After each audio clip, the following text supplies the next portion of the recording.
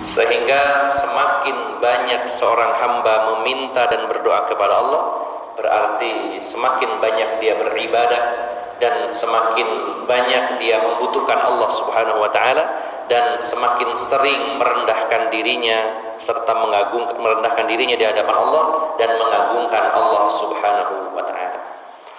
Maka doa ini adalah ibadah yang paling mudah, simple, siapapun bisa melakukannya. Maka sering-seringlah kita berdoa kepada Allah Subhanahu wa taala. Dan kita ingat bahwa doa itu adalah senjata yang multifungsi. Tidak kebayang kalau seseorang diberi anugerah oleh Allah, doanya selalu dikabulkan. Apa yang dia inginkan, semuanya ada. Minta diluaskan rezeki, Allah kabulkan, luas rezekinya. Minta tambahan umur, Allah berikan.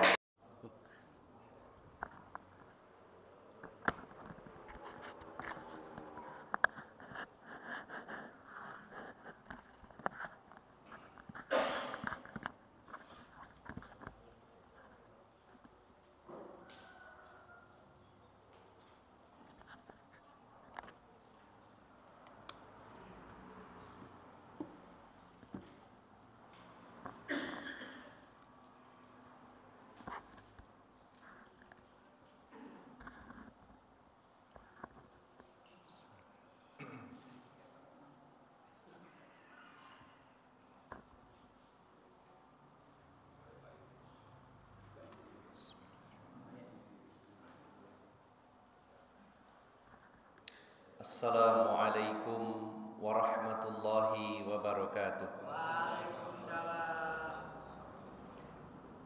Innal hamdalillahi nahmaduhu wa nasta'inuhu wa nastaghfiruh wa na'udzu billahi min syururi anfusina wa min sayyiati a'malina. May yahdihillahu fala mudilla lahu wa may yudlil fala hadiyalah. Wa ashhadu an la ilaha illallah wahdahu la syarika lah wa ashhadu anna Muhammadan abduhu wa rasuluhu la nabiyya ba'dah. Allahumma salli wa sallim wa barik ala nabiyyina Muhammadin wa ala alihi wa sahbihi ajma'in.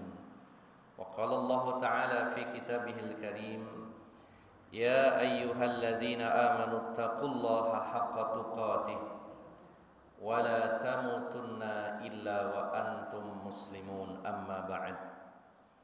Para alim ulama, para ustaz, para sesepuh yang senantiasa saya hormati, bapak-bapak dan ibu-ibu, saudara-saudari jamaah Masjid Al-Ikhlas yang dirahmati Allah Subhanahu wa taala. Alhamdulillah, kita bersyukur kepada Allah Subhanahu wa taala yang telah memperkenankan kita bertemu, berkumpul di dalam majelis yang dibarakahi oleh Allah Subhanahu wa taala, yaitu majelis nasihat.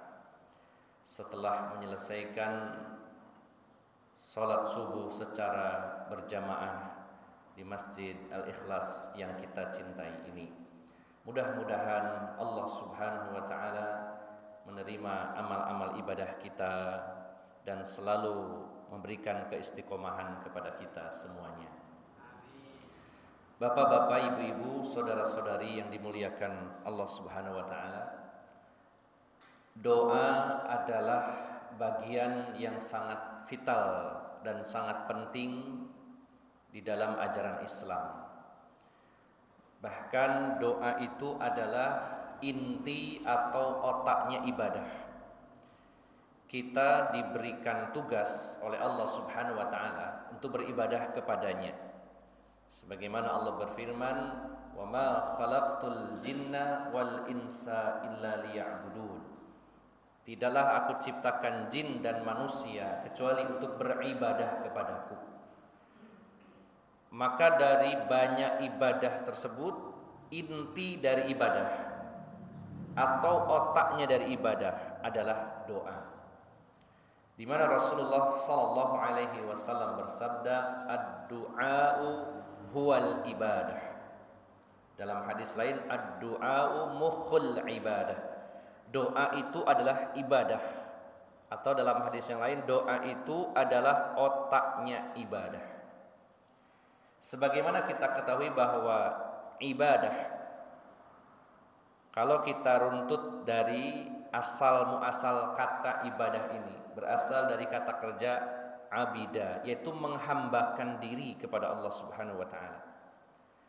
Maka dengan berdoa ini adalah bentuk penghambaan diri yang paling tinggi. Karena di dalam doa terkandung unsur pengagungan kepada Allah Subhanahu wa taala.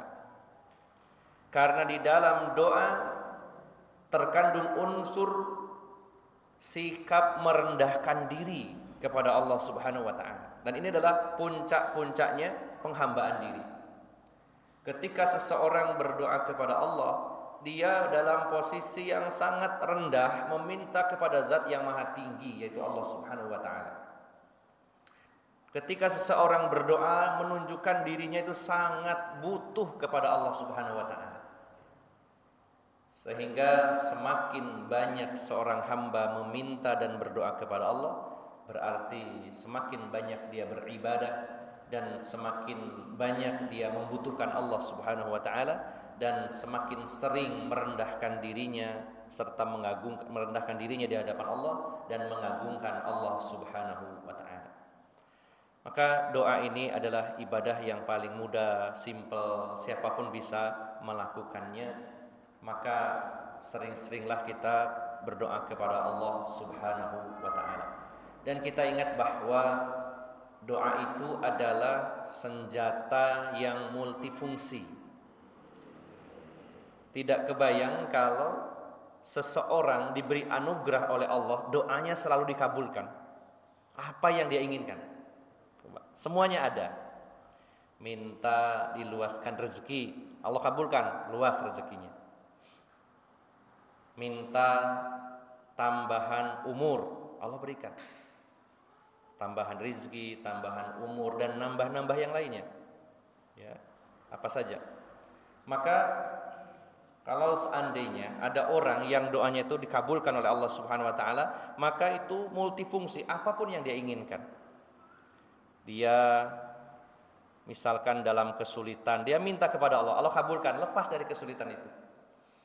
Dan banyak atau bahkan semua hal bisa dia minta selama itu dalam rangka ketaatan kepada Allah Subhanahu wa taala. Maka doa itu adalah senjatanya orang-orang beriman. Ad-du'a'u silahul mu'min. Doa adalah senjata orang-orang yang beriman. Kemudian Bapak Ibu jamaah sekalian, selain kita berdoa kepada Allah Subhanahu wa taala, kita pun membiasakan diri sering-seringlah meminta doa orang lain. Karena kita tidak tahu dari lisan siapa doa yang didengar dan dikabulkan oleh Allah Subhanahu wa taala. Kita sendiri berdoa, kemudian ada 1000 orang, 2000 orang, 1 juta orang mendoakan kita. Dari mulut yang mana doa itu akan dikabulkan oleh Allah Subhanahu wa taala, kita tidak tahu. Maka selain kita rajin berdoa kepada Allah Subhanahu wa taala dalam setiap momen dan kesempatan, kita juga sering-seringlah minta didoakan orang lain, karena berharap mungkin doa kita belum dikabulkan, tapi lewat orang lain lah doa kita dikabulkan oleh Allah Subhanahu wa taala. Dan pastinya kita sering beranggapan, dan ini anggapan yang tidak salah, bahwa doa orang-orang yang sangat mulia, doa orang-orang yang dekat dengan Allah Subhanahu wa taala, doa orang-orang yang banyak taat kepada Allah dan sedikit maksiat, maka kemungkinan besar dikabulkannya semakin peluang dikabulkannya semakin besar. Makanya para sahabat Nabi sering meminta doa Rasulullah Muhammad SAW, dan doa para sahabat Nabi yang memiliki keutamaan-keutamaan khusus. Alangkah senangnya kalau kita ini pernah berjumpa Rasulullah SAW lalu didoakan beliau, karena doa beliau dikabulkan oleh Allah Subhanahu wa taala. Bukankah banyak di antara para sahabat yang ketika didoakan Rasulullah SAW maka doanya dikabulkan oleh Allah Subhanahu wa taala. Rasulullah pernah mendoakan sahabat Abdullah bin Abbas yang merupakan sepupu beliau. Rasulullah berdoa kepada Allah, Allahumma faqihu fid din wa 'allimhu ta'wil. Ya Allah, berikan kefaqihan, pemahaman yang mendalam tentang agama ini kepada Abdullah bin Abbas. Wa 'allimhu ta'wil, dan berilah dia ilmu tentang ta'wil, tentang tafsir Al-Qur'an. Dan Allah kabulkan doa Rasulullah SAW. Abdullah bin Abbas adalah seorang sahabat yang sangat dalam ilmunya, dan beliau adalah ahli tafsir nomor 1. Para ulama-ulama tafsir di kemudian hari banyak menukil penafsiran dari Abdullah bin Abbas ini. Kemudian juga Rasulullah pernah berdoa kepada Allah untuk sahabat Anas bin Malik. Ketika Rasulullah berkunjung ke rumah Anas bin Malik, kemudian Rasulullah sholat sunnah di rumah beliau, dan Rasulullah mendoakan keluarga Anas bin Malik, termasuk ibunya juga ada, pembantunya ada. Lalu ketika itu Ummu Sulaim mengatakan kepada Rasulullah, wahai Rasulullah, doakanlah pembantumu yang kecil ini, ya, khodimmu yang kecil ini, yaitu Anas bin Malik ini, doakanlah wahai Rasulullah. Maka Rasulullah secara khusus mendoakan Anas bin Malik dengan doa, Allahumma akthir malahu wa waladahu wa barik lahu. Ya Allah, perbanyaklah harta Anas bin Malik dan perbanyak pula anaknya, dan berikan barokah di dalamnya. Maka sahabat Anas bin Malik adalah sahabat paling kaya di antara sahabat Ansor. Sahabat terkaya di antara sahabat Ansor. Beliau berumur panjang sampai usia 103 baru meninggal, dan beliau memiliki 80 putra putri. Doanya Rasulullah SAW dikabulkan. Kemudian juga Rasulullah pernah mendoakan kepada sahabat Sa'ad bin Abi Waqqas. Beliau SAW berdoa kepada Allah, Allahumma ajib da'watahu wasaddid ramyatahu. Ya Allah, selalu kabulkan doanya Sa'ad bin Abi Waqqas, dan tepatkanlah pada sasaran setiap lontaran anak panahnya. Ini yang luar biasa. Kalau ini menyeluruh, ya. Minta kepada Allah supaya doanya dikabulkan. Jadi beliau tidak mendoakan secara khusus di penggalan pertama, tapi meminta kepada Allah, ya Allah, kalau Sa'ad bin Abi Waqqas berdoa, kabulkan. Wah, ini berarti kan multifungsi. Masya Allah. Jadi doa yang berantai. Maka para sahabat yang lain dan para tabi'in mencatat bagaimana doa-doa Sa'ad bin Abi Waqqas itu sangat makbul. Sehingga sahabat Umar itu pernah mengatakan, saya kadang-kadang bersengketa dengan sahabat yang lain, tapi saya akan menghindar sejauh-jauhnya untuk bersengketa dengan Sa'ad bin Abi Waqqas, karena doanya dikabulkan oleh Allah. Saya khawatir kalau saya doakan apa-apa, wah bahaya. Jadi saya tidak mau ada urusan dengan Sa'ad bin Abi Waqqas. Dan beliau adalah seorang pemanah yang dicatat dalam sejarah yang sangat terkenal sekali, yaitu pemanah ulung. Bahkan dalam peperangan bersama Rasulullah SAW, beliau menggunakan banyak teknik memanah dan tidak ada satupun anak panahnya yang meleset. Bahkan beliau mampu memanah sekali lontaran lebih dari 1, bahkan 2 sampai 3 anak panah sekaligus, dan semuanya tepat sasaran. Ini adalah barokahnya doa Rasulullah SAW. Begitu pula doa orang-orang yang pernah disebutkan Rasulullah SAW, seperti Rasulullah pernah mengatakan tentang Uwais Al-Qarni, seorang tabi'in yang tidak pernah bertemu Rasulullah SAW. Makanya dia bagian dari seorang tabi'in. Bahkan para ulama Yaman mengatakan itu adalah tabi'in terbaik, di mana Rasulullah menyampaikan kepada seorang sahabat, suatu saat nanti kalau kalian bertemu dengan seseorang yang bernama Uwais dari kampung Qarn di Yaman, yaitu Uwais Al-Qarni, maka mintalah doanya, karena doanya dikabulkan oleh Allah Subhanahu wa taala. Beliau adalah seorang anak yang berbakti kepada orang tuanya, terutama ibunya. Beliau seorang yang fakir dari sisi dunia namun kaya dalam ilmu dan amal. Beliau pernah menggendong ibunya di atas punggungnya jalan kaki dari Yaman menuju Mekah dan Madinah untuk menunaikan ibadah haji. Sejak lama ibunya pingin ibadah haji namun gak punya uang, akhirnya nabung untuk bekal, gak punya kendaraan.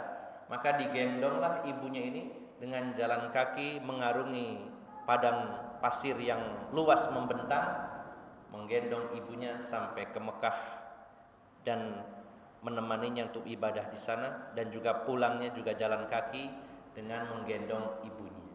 Beliau adalah seorang yang tidak mau terkenal di bumi namun sangat terkenal di atas langit. Ketika kita membaca buku atau kitab yang berjudul orang-orang yang terkenal di atas langit, salah satunya adalah Uwais Al-Qarni. Karena ketika beliau ditemui oleh sahabat Umar, dimintai doanya, dan Umar mengatakan dulu Rasulullah waktu hidup pernah menyampaikan bahwa doamu dikabulkan oleh Allah Subhanahu wa taala. Maka tolonglah kepada Allah, mintakan ampunan buat saya, kata Umar.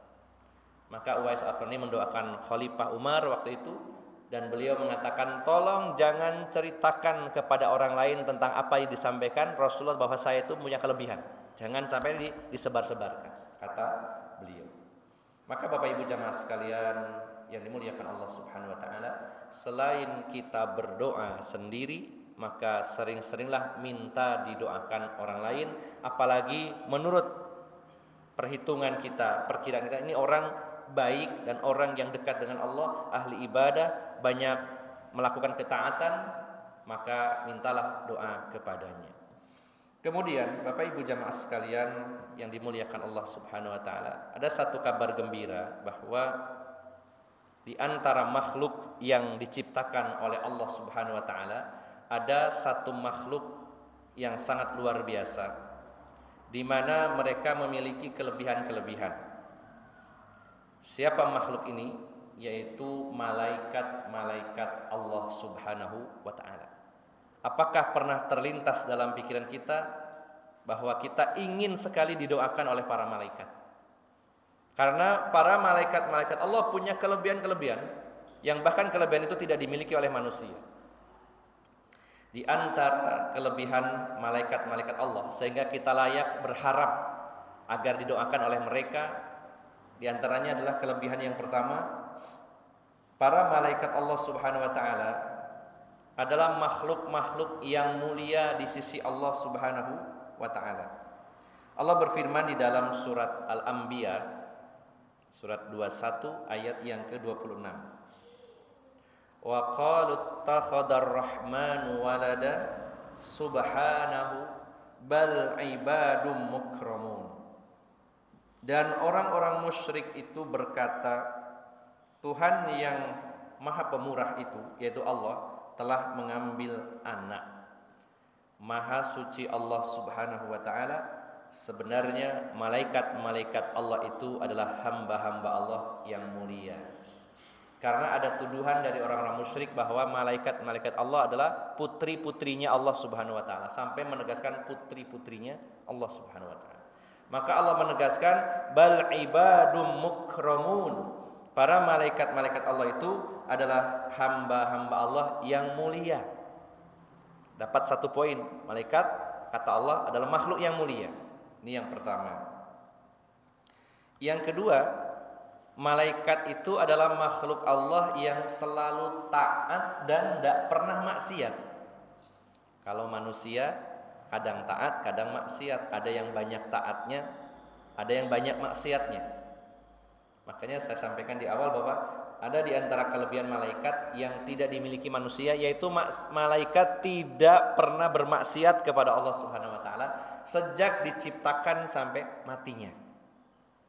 Apa yang Allah perintahkan, maka dia akan jalani dengan sepenuh hati sampai matinya. Jadi malaikat juga makhluk yang dihidupkan oleh Allah dan juga akan mati. Maka semenjak diciptakan oleh Allah sampai meninggalnya, malaikat itu tidak pernah bermaksiat sedikit pun kepada Allah Subhanahu wa taala. Kalau malaikat itu diperintah oleh Allah, kamu bertugas untuk menyangga arasy-Nya Allah, maka dia akan menyangga arasy-Nya Allah sampai waktu yang telah ditetapkan oleh Allah Subhanahu wa taala. Tugasmu adalah menyampaikan wahyu. Tidak akan melenceng dari tugas itu. Ya. Tidak akan overlap dengan malaikat yang lain. Malaikat Jibril, kamu tugasnya menyampaikan wahyu. Tidak akan ada nyari ceperan yang lain, tidak ada. Tugasnya menyampaikan wahyu, ya menyampaikan wahyu sudah. Itu aja. Tidak ada berpikir melakukan sesuatu yang tidak diperintahkan oleh Allah Subhanahu wa taala. Malaikat maut tugasnya kamu cabut nyawa, ya sudah cabut nyawa saja, enggak usah kemana-mana. Dia akan taat. Tugasnya mencabut nyawa. Enggak akan melenceng, saya pingin nyoba nih gantian sama malaikat Mikail, bagi-bagi rezeki enak kayaknya, masa terus cabut nyawa orang gitu. Enggak ada. Tetap dia akan mencabut nyawa ya sesuai yang diperintahkan oleh Allah Subhanahu wa taala. Malaikat Malik, malaikat Ridwan menjaga neraka, menjaga surga tetap pada tugasnya. Karena tidak akan pernah malaikat Malik, wahai Ridwan, ya sekali-sekali tukeranlah, saya jaga neraka terus, kamu jaga surga, tukar. Tidak ada. Tidak pernah bermaksiat kepada Allah Subhanahu wa taala. Ini kelebihan malaikat. Yang pertama, mereka adalah makhluk yang mulia. Yang kedua, mereka makhluk yang taat, tidak pernah bermaksiat. Allah berfirman di dalam surat At-Tahrim, surat 66 ayat yang ke-6, ya ayyuhalladzina amanu qu anfusakum wa ahlikum nar wa quduhan nas wal hijarah 'alaiha malaikatun ghiladun shidadun la ya'sunallaha ma amarahum wa yaf'aluna ma yu'marun. Wahai orang-orang yang beriman, jagalah diri kalian dan keluarga kalian dari api neraka yang bahan bakarnya adalah manusia dan batu, dan di dalamnya ada penjaga-penjaga malaikat-malaikat yang kasar dan keras dan tidak pernah bermaksiat kepada Allah. La ya'sunallaha, tidak pernah bermaksiat artinya mendurhakai Allah Subhanahu wa taala. Wa yaf'aluna ma yu'marun, dan mereka akan melakukan apa yang Allah perintahkan. Bapak Ibu jamaah sekalian, ini kelebihan malaikat nomor 2 setelah yang pertama adalah mereka hamba-hamba Allah yang mulia. Yang ketiga, kelebihan malaikat itu adalah siapa yang memusuhi mereka, apalagi tokoh-tokohnya yaitu malaikat Jibril, maka berarti memusuhi Allah Subhanahu wa taala. Ada jaminan dari Allah Subhanahu wa taala, siapa yang memusuhi malaikat, apalagi malaikat Jibril alaihissalam, maka dia telah memusuhi Allah Subhanahu wa taala. Allah berfirman di dalam surat Al-Baqarah ayat 97, "Kul man kana aduwwan li Jibril fa innahu nazzalahu ala qalbika bi idznillah musaddiqan lima baina yadayhi wa huda wa busyra lil mu'minin." Barang siapa yang menjadi musuh Jibril, maka Jibril itu telah menurunkan Al-Quran ke dalam hatimu dengan izin Allah, membenarkan kitab-kitab yang sebelumnya dan menjadi petunjuk serta berita gembira bagi orang-orang yang beriman. Dan juga di bawahnya Allah menyatakan di ayat yang ke-98, "Man kana aduwwan lillahi wa malaikatihi wa rusulihi wa Jibril wa Mikala fa innallaha aduwwul lil kafirin." Fa innallaha aduwwul lil kafirin. Barang siapa yang menjadi musuh Allah, musuh malaikat-malaikatnya, rasul-rasulnya, musuh malaikat Jibril dan Mikail, maka sesungguhnya Allah musuh bagi orang-orang yang kafir. Maka ini diantara keutamaan para malaikat. Yang keempat, kenapa kita sangat berharap didoakan malaikat? Karena jumlah malaikat sangat banyak sekali. Sehingga dengan jumlah yang banyak dan kita tidak tahu berapa malaikat yang mendoakan kita, harapannya semakin banyak semakin baik. Maka semakin besar peluang dikabulkan doanya. Karena jumlah malaikat sangat banyak. Bahkan Rasulullah menyatakan bahwa langit ini seolah berderit menahan beban begitu banyaknya malaikat-malaikat di sana. Seperti sebuah kendaraan yang membawa beban berat berbunyi. Jenengan pernah mendengar ada truk yang besar penuh dengan muatan, bunyi kriek saking beratnya. Maka seolah-olah langit itu seperti itu menahan beban begitu banyaknya malaikat. Sampai beliau mengatakan seandainya seseorang menjatuhkan sebutir jarum dari langit akan mengenai malaikat. Saking rapatnya. Sebagai contoh saja, Rasulullah menyatakan dan juga Allah berfirman bahwa setiap harinya ada 70.000 malaikat masuk ke Baitul Ma'mur, dan begitu masuk mereka akan beribadah kepada Allah dan tidak akan pernah keluar sampai hari kiamat. Setiap hari. Hari ini 70.000, besok 70.000, terus dari mulai awal penciptaan dunia ini atau malaikat itu sampai hari kiamat. Betapa banyaknya malaikat-malaikat Allah Subhanahu wa taala. Ini diantara 4 kelebihan malaikat. Yang pertama, mereka adalah hamba Allah yang mulia. Yang kedua, mereka adalah makhluk-makhluk yang tidak bermaksiat dan selalu taat kepada Allah. Yang ketiga, siapa yang memusuhi malaikat berarti memusuhi Allah. Dan yang keempat, jumlahnya sangat banyak. Maka kita saja di sini di dunia atau di alam manusia, ketika lihat orang ini, wah orang ini ahli ibadah, orang mulia, saya belum pernah melihatnya bermaksiat, sangat taat kepada Allah. Apalagi jumlahnya banyak, ada 100 orang yang seperti itu, kita mintai doanya semua, pasti senang kita. Apalagi ini tadi, dan itu terdapat dalam diri malaikat Allah Subhanahu wa taala. Maka kita sangat berharap selain doa kita sendiri, berharap doa orang lain, termasuk doanya para malaikat Allah Subhanahu wa taala. Nah, ini baru muqaddimahnya, nanti insyaallah bersambung ada amalan-amalan yang menjadi sebab kita didoakan oleh para malaikat. Dan amalan-amalan itu sangat sederhana sebenarnya. Kalau kita melakukannya, kita akan didoakan kebaikan oleh para malaikatnya Allah Subhanahu wa taala. Mungkin pada pertemuan pagi ini cukup satu saja, nanti insya Allah bersambung. Yang pertama, siapakah orang yang didoakan oleh para malaikat? Yang pertama adalah orang yang tidur di malam hari dalam keadaan suci, atau berwudu dulu. Ada beberapa hadis. Yang pertama yang diriwayatkan oleh Imam At-Tabrani dari Abdullah bin Abbas. Rasulullah sallallahu alaihi wasallam bersabda, beliau menyatakan, "Tahhiru hadhil ajsada tahharakumullah. Fa innahu laisa min 'abdin yabitu tahirun illa bata ma'hu fi syi'arihi malakun. La yanqalibu sa'atun minal laili illa qala Allahumma ighfir li 'abdika fa innahu bata tahiran." Rasul menyatakan, sucikanlah jasad-jasad kalian, sucikanlah badan-badan kalian. Semoga Allah akan mensucikan kalian. Kalau kalian mensucikan badan kalian, maka Allah akan mensucikan kalian. Lalu Rasulullah melanjutkan, karena tidak ada seorang hamba pun yang tidur di malam dalam keadaan bersuci atau berwudu, melainkan satu malaikat akan bersamanya di dalam bajunya.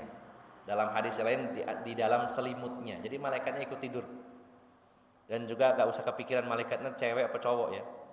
Malaikat tidak berjenis kelamin ya.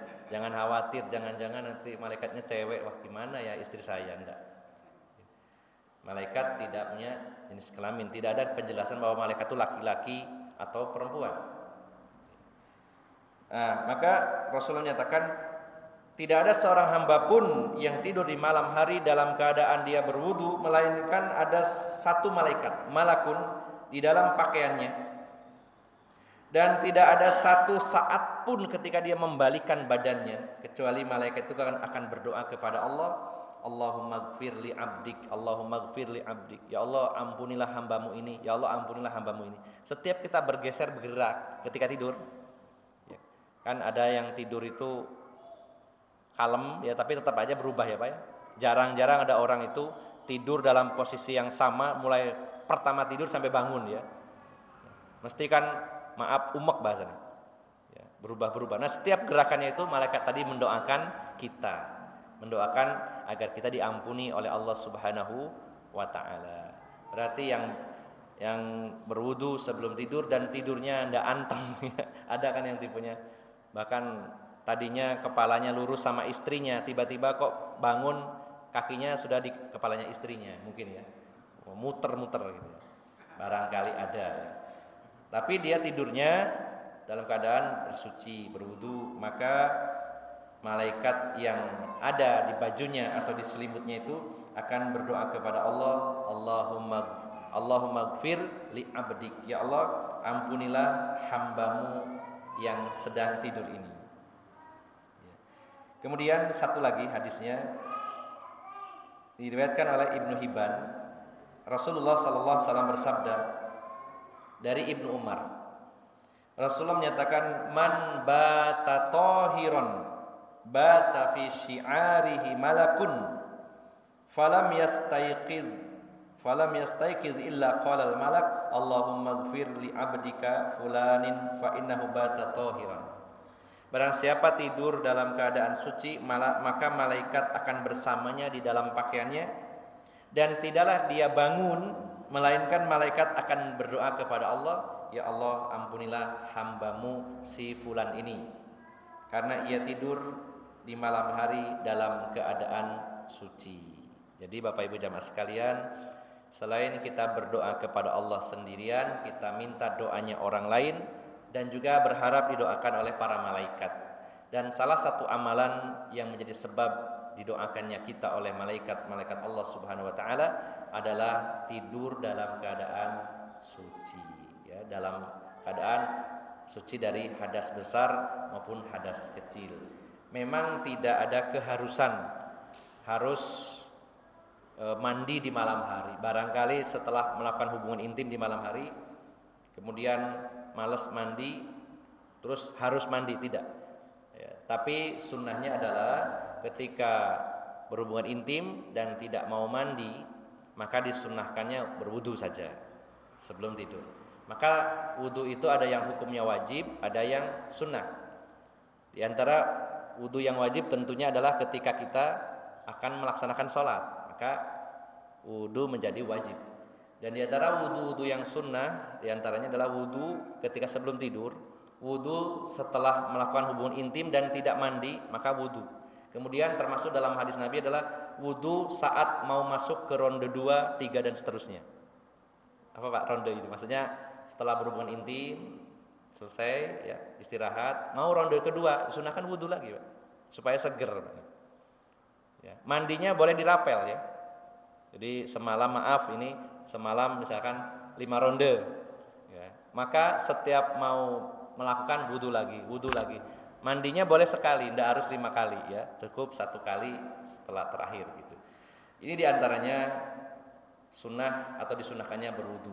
Maka Bapak Ibu jamaah sekalian, kita usahakan sebelum tidur secara maksimal kita usahakan untuk berwudu dulu. Mudah-mudahan dengan demikian kita termasuk orang-orang yang didoakan oleh para malaikat Allah Subhanahu wa taala yang memiliki kemuliaan dan juga tidak pernah bermaksiat kepada Allah, dan juga dilindungi. Artinya kalau yang memusuhi malaikat pasti dimusuhi oleh Allah, dan juga jumlahnya banyak. Insya Allah masih ada banyak sekali amalan-amalan yang menjadi sebab didoakannya kita oleh para malaikat Allah Subhanahu wa taala. Demikian Bapak Ibu jamaah sekalian, semoga kita diberikan kemudahan oleh Allah Subhanahu wa taala untuk mengamalkan sunnah-sunnah Nabi sallallahu alaihi wasallam, khususnya adalah berwudu sebelum kita tidur di malam hari dengan harapan doanya para malaikat Allah Subhanahu wa taala. Demikian, semoga bermanfaat dan mohon maaf atas segala kekurangan. Aqulu qawli hadza wa astaghfirullah li wa lakum wa akhiru da'wana anil hamdulillahi rabbil alamin. Subhanakallahumma wa bihamdika asyhadu an la ilaha illa anta astaghfiruka wa atubu ilaik. Wassalamu alaikum warahmatullahi wabarakatuh.